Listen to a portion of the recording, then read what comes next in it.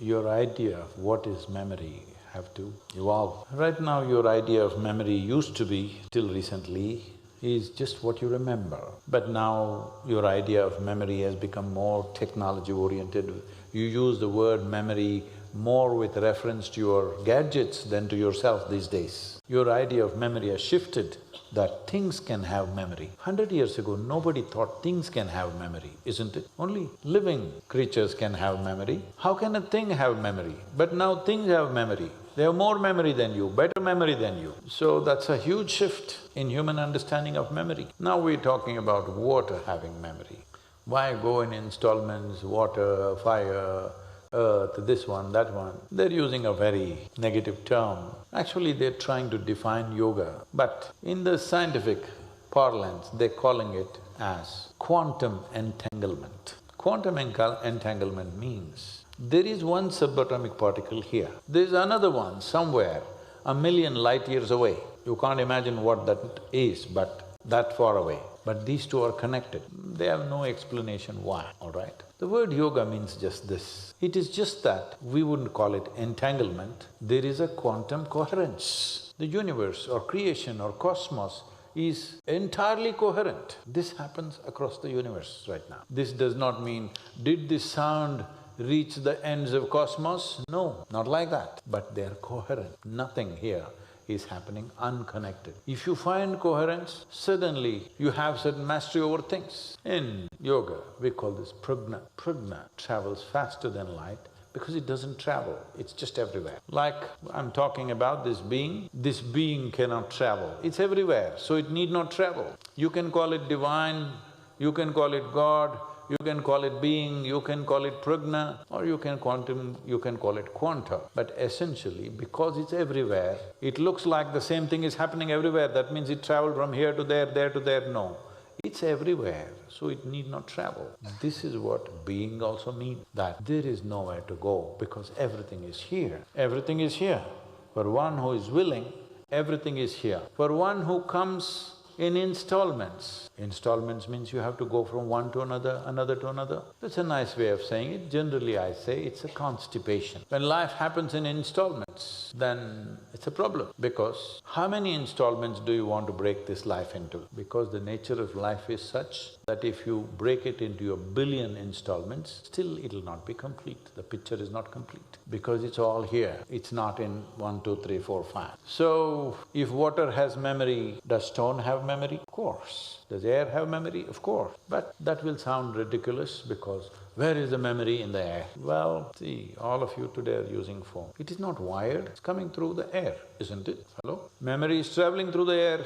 So is there memory in the air? Shouldn't even ask me that question anymore, because all of you are using the applications. But that is still rudimentary compared to how the cosmos is. It is not that something is traveling from somewhere to somewhere. There is nowhere to travel, because what you call as everywhere and nowhere are not two different things. There is no somewhere, that's all. There is everywhere and there is nowhere. Somewhere is an illusion. But right now, somewhere is the only reality you have. Everywhere and nowhere is an illusion in your experience, isn't it? Hello? Somewhere is reality. I am somewhere. Am I nowhere? Am I everywhere? That is the whole thing. Everywhere and nowhere are the reality. Somewhere is an illusion. See, right now, you're a somebody. If we bury all of you right here, there is no somebody. There is just the same garden. Hello? Yes or no? There is no your body and my body.